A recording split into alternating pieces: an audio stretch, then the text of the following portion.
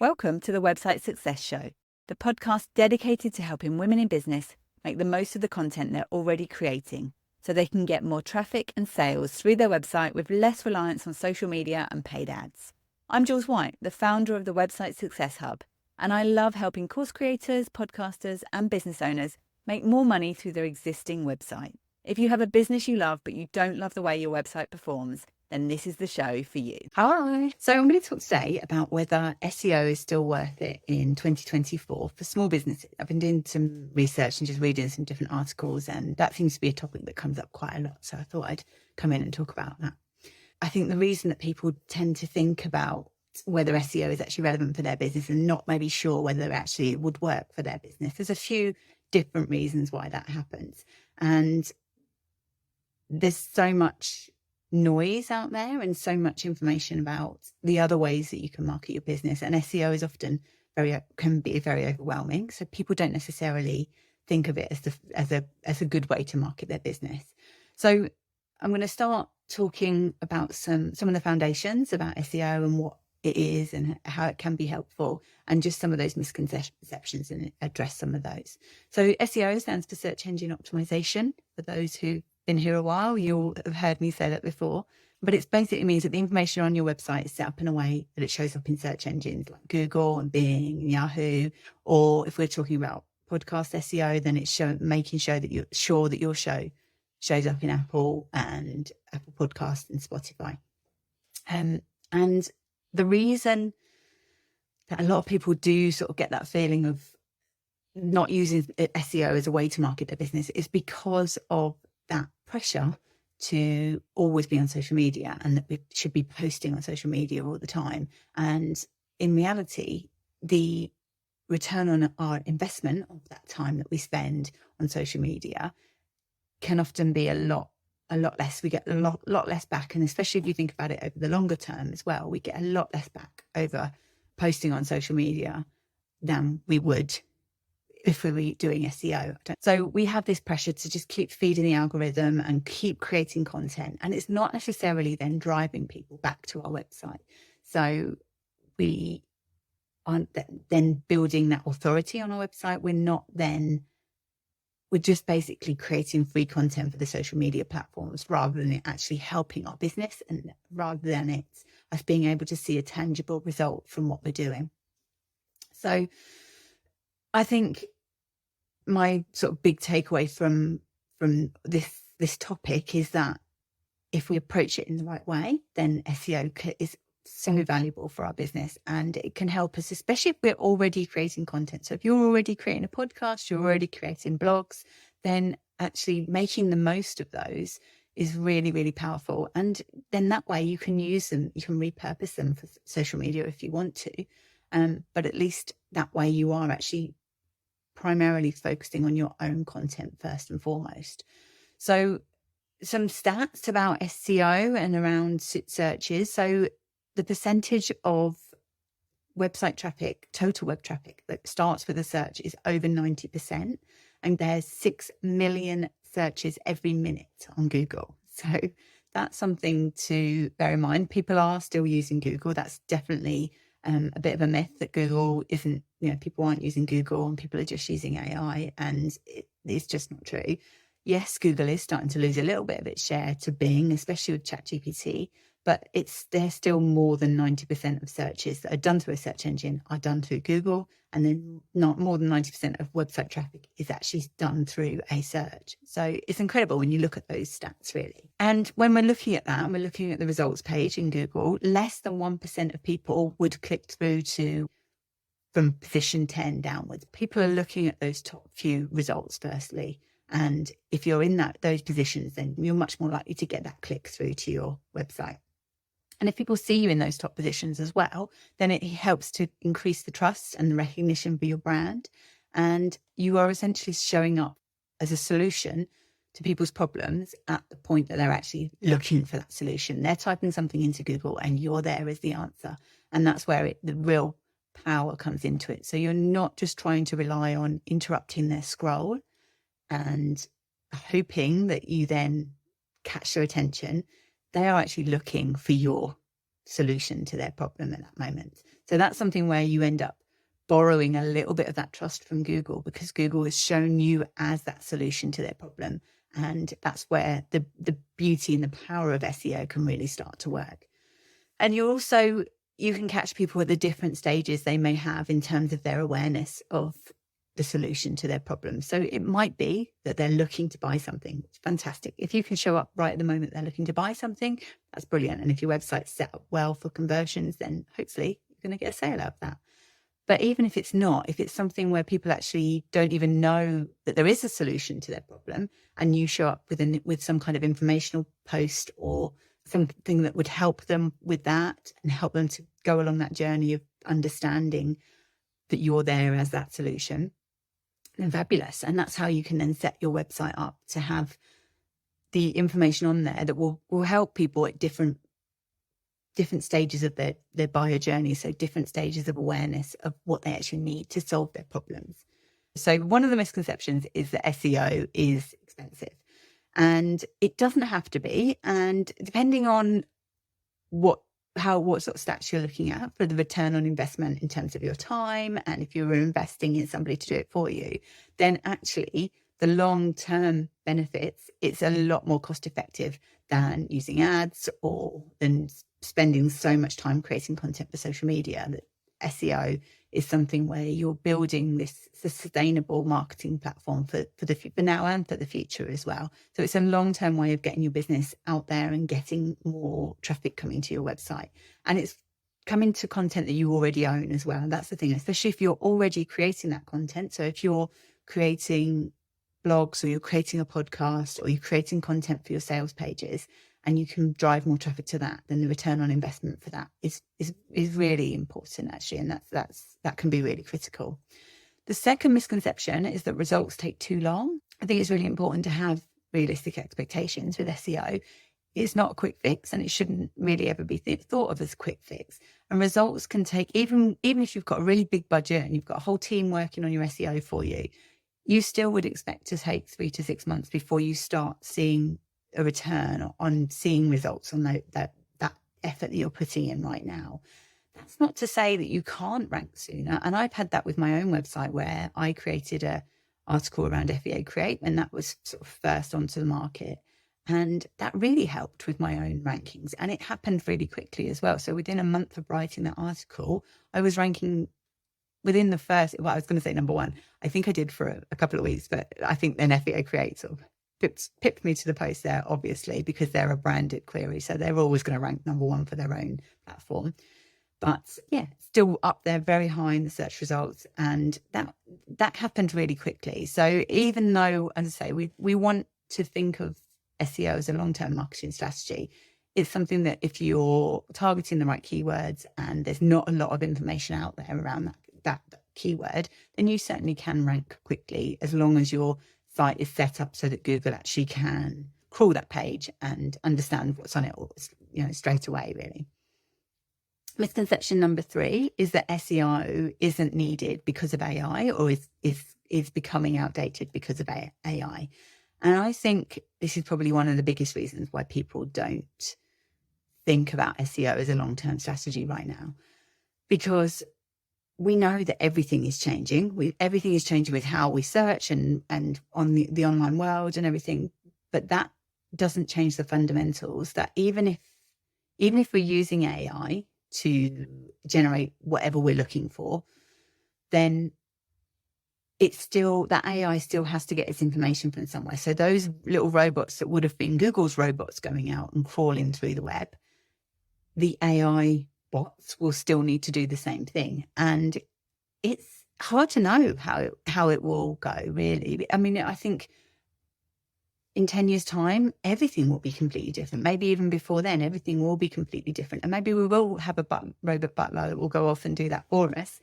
But even if that was happening, it would still need to be that the information on your website still needs to be structured in a way that the algorithms and the computers and the bots can actually understand that information. So that's why, even if the end result is that we don't end up searching on Google in 10 years' time, we will still want to drive traffic to our websites because we still want it to be our own content, our own website that we own. Nobody else can take that away from us. And so that information needs to be set out in a clear way. The next misconception is that SEO is too difficult. And for small businesses, this can definitely seem like a bit of a barrier. So it can seem like it's too competitive. And how do I stand the chance of ranking? Especially if we end up doing a bit of keyword research, we see a keyword that looks like a good potential keyword. We type in a seed keyword for our business and we see a potential keyword that looks like, yeah, that could be a great one to go after. I definitely need Google to understand that about my site. I want to be showing up on page 1 for beauty or for wellness or for SEO or something along those lines. And if you go after those sort of terms, then yeah, you're not going to be showing up on page 1. But that's not what we do. That's not how we can be smart about the SEO and making sure that we're looking for keywords where there's a lot less difficulty. So there's still people making those searches each month, and it might not be 50,000 people searching for it or 10 million searches. With some of these terms, you might find there's 10 million people searching for it each month. And imagine that you're Google, when you've got that job of working out of all those websites, which one is the one that I show to this person? Which one is the one website that I put at the top to show to this person about wellness or beauty or SEO or whatever the topic is, really. So that's where it can feel like it's very competitive and it can feel like it's too difficult, but that's because we're trying to rank for the wrong keywords. And actually, I think, there were some stats on here. Let's have a look. So I didn't actually put stats on there, but most Google searches are 3 to 4 words long. I should have found a stat on that. But most of the searches on Google are 3 to 4 words long. So that immediately tells us something about when we're doing keyword research, that those are the kind of terms I would always say be going after the long tail keywords that are at least 3 or more words if you can. And that's not to say that you don't want Google to understand that your website is still about those seed keywords, because you do. You still want that to happen. So I still want Google to know that I am about SEO, even if I'm not going to show up in those high positions for just the term SEO or like what is SEO or something very broad like that. But Google needs to understand that the whole of my site is about that. And then I've got these very specific articles that will be more likely to show up to those really niche terms that actually people are searching for. So that's something that just to have a little bit more confidence in ourselves that it is possible to show up, but it won't be necessarily the terms that we've been trying to show up for in the past. So maybe if we are just going after the wrong terms, then that's where it can feel really difficult and can feel like too much of a hurdle to climb. But it doesn't have to be. And if you're creating that content already about these great topics where you're delivering great content to your audience, then making the most of it to make sure that Google understands what that topic is, and Google understands this podcast is about this particular topic and it's very specific and it's going to help people and it's going to solve this problem, and that the data is structured in the right way, then it doesn't have to be so difficult, really.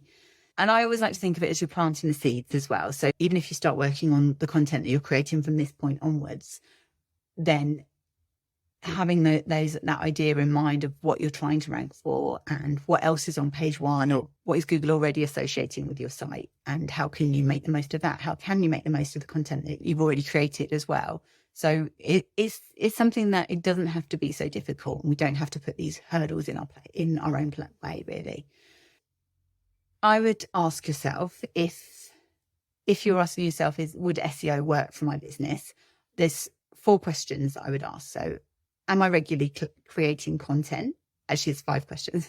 Am I regularly creating content for my business? So whether that's a podcast, a blog, YouTube channel, or Pinterest, I'm trying to think of different places that it could be. So, or social media. So that's kind of 2 questions, really. So am I regularly creating content, and is it content that I own? And that's the sort of the second part of that I think is really important. So if you're not creating content that you own, so it doesn't live on your own domain, you don't have a way to bring it back to your own website, then that would be the first thing I'd be thinking about. So, that in terms of whether SEO would work for your business, are you creating content that you own?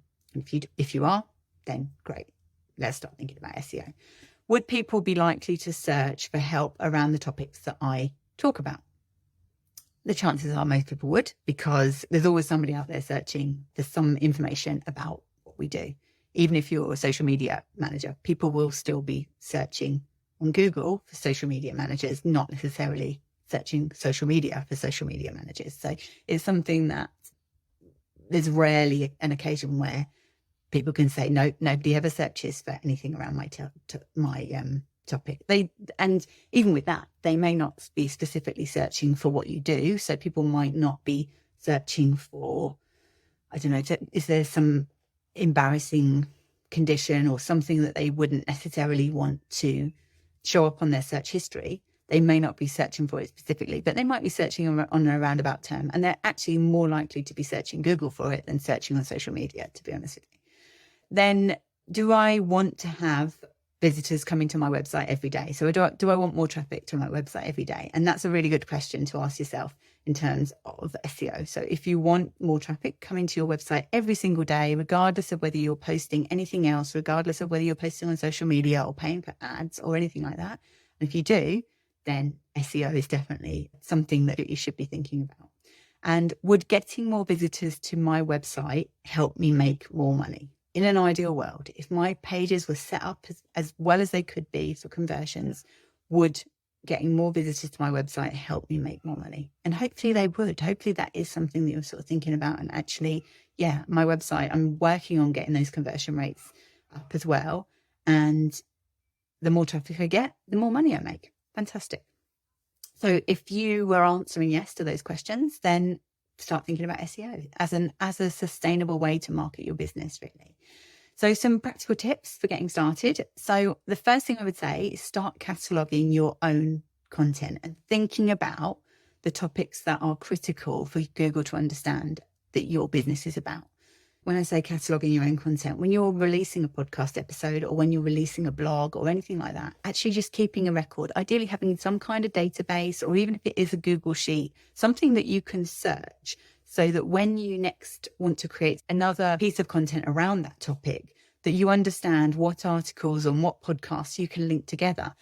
And that's really critical as well with SEO, is making sure that your content links together so that you keep people binging on your content. So if you've got a freebie that you then want to people will sign up for that, sign up for your freebie. If you know what other content is related to that freebie and what other content would be helpful to people who've had that freebie, so whether that is like the next step on, or if you're not quite at this point, then what can I deliver to them that would also help them to get to that point? They might have seen the freebie and thought they want that, but actually there might be some things that they could do with having in place before they get that freebie.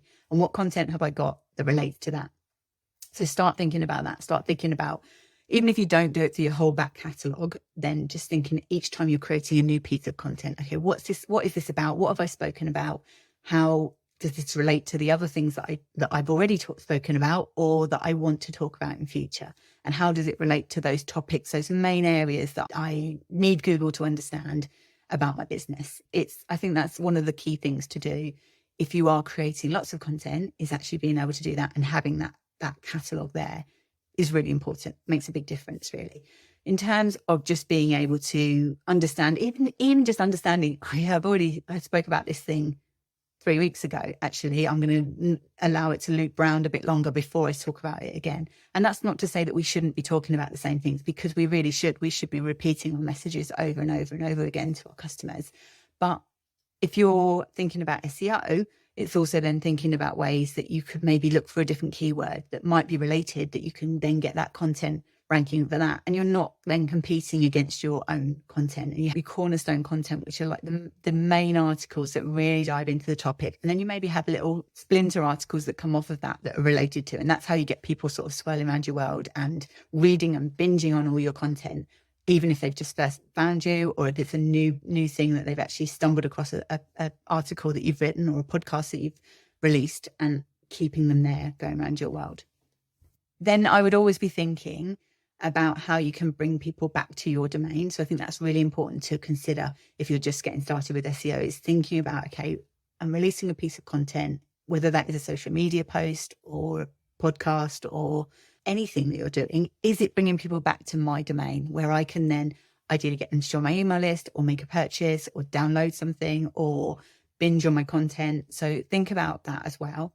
And then my biggest piece of advice would be to set up Google Search Console and check it. So set up your Google Search Console account. If you don't know how to do that, I've got a mini course on my website where you can do that and set up Google Analytics as well. And it just talks you through the basics of how to use the dashboard afterwards. And once you've got it set up, then that can be just gathering data. And even if you don't do anything with it right now, if you've got that data gathering, then when you are ready to do something with it, then you've got that information there gathered in the background. But I would strongly suggest going in and have a look at it and have a look at what Google is already associating with your website, because you might find there's some key terms in there that Google understands about your website, but you're just below those top positions. So you're in position 15 or something like that. And then you can look at that as, if it's an important topic for your website, you can look at how you can improve that content and actually get yourself ranking higher up the rankings and go for those sort of low hanging fruit first and foremost, really. So I hope that's helpful. I think it's a really good way to boost your traffic and just get more traffic to your website, and with the goal of hopefully escaping the social media content creation machine. Actually, you can create content and reuse it, and it keeps bringing people into your website and into your world, not just now, but for the future as well. So one of the big things that's been happening is Google's had a update and really cracked down on unhelpful content and duplicate content and just rubbish content, basically. So that's the big thing that I would say is focus not on quantity, but focus on quality. Really making sure that what you're putting out there is entertaining, is authoritative, shows you as an expert, and is trustworthy. That's the things that's going to really make a difference. So rather than just churning out content for the sake of it, when you put a piece of content out there, think about actually, or before you even start writing a piece of content, think about, is this something that I already have some content around that I can repurpose, update, reuse, and actually be more likely then to get a ranking on Google for that. So content that's already been around for a while, as long as you're not changing the URLs, you're much more likely to then be able to make some tweaks to it and actually get that article ranking rather than brand new content. New content is good as well, but you definitely, don't waste those opportunities of all the content you've already got out there, you've already created, that can make a massive difference, really. So definitely focusing on that rather than just focusing on churning out AI content for the sake of it. But just thinking about those big things that is really important for Google to understand about your website. So I hope that's been helpful. I have a free guide on my website. So if you go to websitesuccesshub.com/SEO-checklist, there's a free beginner's guide to getting started with SEO. So you can download the checklist. If you want some help with this, if you'd like some help with just getting started or just understanding what the next step to take for your website is, then book a power hour with me. We can have a talk and have a look at your website and understand what's going on with it. If you've got any particular issues, or if you've got something that's niggling away at you, or you just want some next steps to know what action to take and know how to get started with SEO, then book a power hour and I'd love to help you. And I'll see you soon.